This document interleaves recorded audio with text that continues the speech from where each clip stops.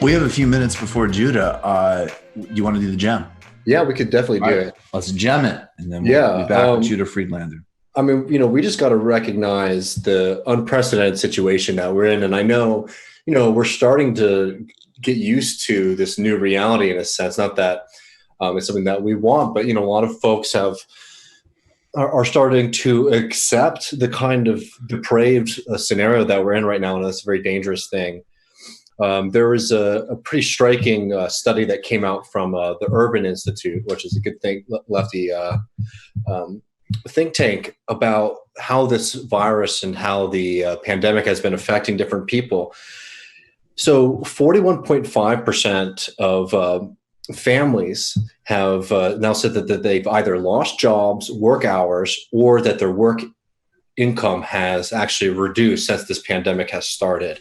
So obviously that's a massive amount of the population that's being affected by the coronavirus, but then by the economic crisis that follows it.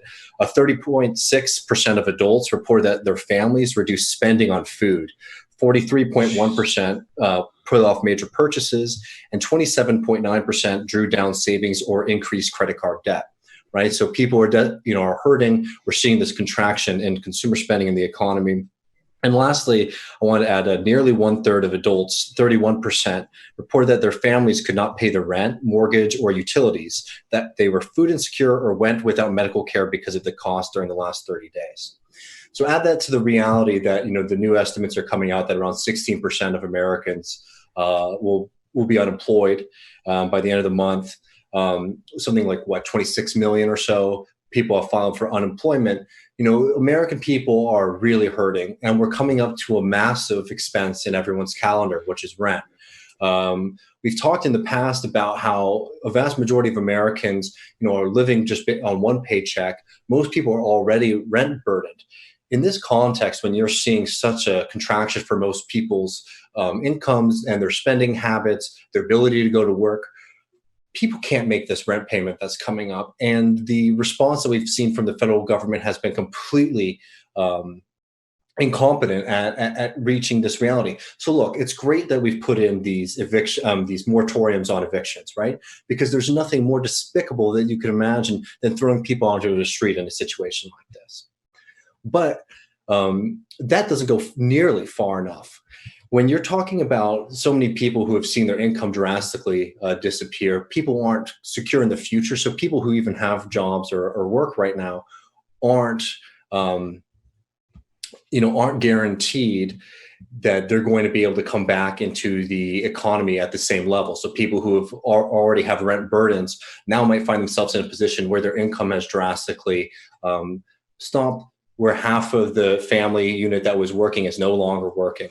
So this is a massive shift that we're seeing in our spending habits and in the U.S. economy. And I wanted to hit on this because there are people who aren't going to be able to pay their rent, and it's very important that folks recognize that the only way that we're going to be able to survive this, if we don't have the government coming in and dealing with this rent burden, is if we're organizing together. So there's a lot of people who just aren't going to be able to pay their rent on May 1st, right? What's going to be much more powerful is if you see folks who are rent striking together, right? Because by standing together with one another, we prevent the burdens of this from falling on one or two individuals. So there's in New York, there are organizations that are trying to organize a rent strike. There are people like AOC who have been trying to lobby, for example, Cuomo, to put a moratorium on rent payments, not just on evictions, on rent payments. And these are the kind of laudable goals. So definitely, check out your area and try to get involved with these organizations because this is this is the only way that we're going to get out of this if we join together to fight this. But I wanted to hit just fundamentally where this shows the contradictions and the fundamental problems with capitalism, right? Because any rational society would recognize that, the housing stock hasn't changed, right? we have people who are housed right now, and our first priority should be finding people who are unhoused and housing them. But what are we having to do in this backward system that we're living in? We're actually trying to make sure that the people who are already in their houses are going to be able to stay in those houses, and they're not going to be forced out by the state on behalf of landlords, right? That is a completely backward system, especially in a pandemic system, and it was backwards before. Capitalism flips our understanding of the material world around us, right? Which is, you need shelter, here are shelters, let's get people inside of those. It turns those material needs into power relations. So now we have a class of people who makes their profit off of rents. Basically, they're going to take a portion of your income from now going forward, just so that you can have your basic human needs met. And they're not even improving the housing, they're just maintaining it on the most basic level, and in most cases not at all, right? So capitalism creates this fundamental contradiction between the use value that we have, because it wants to maintain the exchange value that we have. And you see where this tension is really hit when you see the two different sides of the economic recovery that we've had, right? How inadequate has the response been when it comes to making sure that people can make their daily expenses, that people have income coming to them, that people have access to healthcare, right? Which we still have not come with anything close to a reasonable solution for that. Nothing.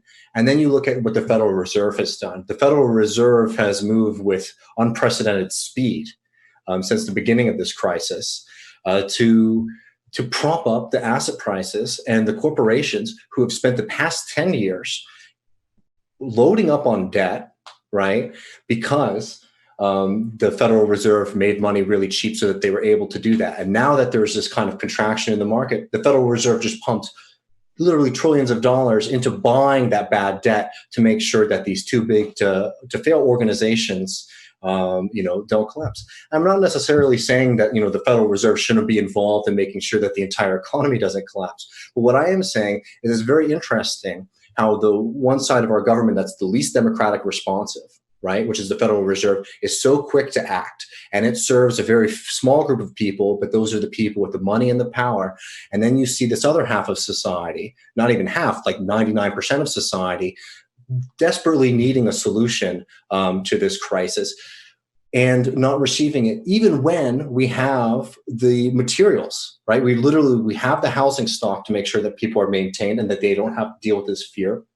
But because of the economic system that we're living in, right? A man-made, a human-made system, we're going to try to preserve that system over taking care of people's basic needs, right? So that's the big, zoom out picture. Like, these are the fundamental problems with capitalism. The practical things that we can do right now is to try to organize together in solidarity. I highly suggest trying to find and joining your tenant unions. If you're able to, get engaged in some of these plans to, coordinate a strike, with your rent. I mean, this is the kind of politics that we need to be seeing, with the conviction of looking out for one another, and two, with the longer term view of recognizing that this system is not natural, that it is a human-made creation, and that it serves the interests of a few to the detriment of the many. Yeah, I agree. I want to point out one thing, which is the math, the sort of numerator and denominator, I think, really drives this home to people, which is that the $2 trillion stimulus, if you divide that by 130 million workers in America, that's about $15,000 per worker. And we're all getting $1,200 from that thing. So where's the rest of that money going? That's going for basically an economic project into the future, basically. An economic project, and also to like literally maintain. I mean, like, I don't think people realize how ridiculous what's happened over the past 10 years has been with corporations basically, padding whatever small profits that they were making by hawking up large amounts of debt, because all they had to show is that there was some growth to be able basically to take up a lot of debt, with the understanding, which they learned in 2009 and which we're experiencing again, that the government will come in and bail you out. Now, you want to talk about systems that are inefficient. That's an inefficient system. You look at what's been going on when we start to look at the balance sheets of organizations like WeWork, and you see the waste and the fat that literally now we're spending trillions of dollars to maintain, it starts to become very ridiculous, especially when you realize that we have the capacity to be doing basically what would be the bare minimum.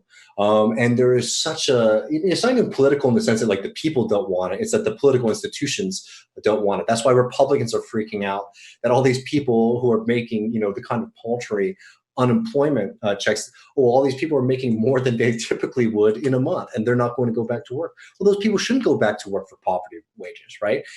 So the thing is that we have the capacity to meet people's needs, and our system is actually what's preventing those needs being met, because it has to mediate and create a power relationship for the few people to just like really lord over everybody.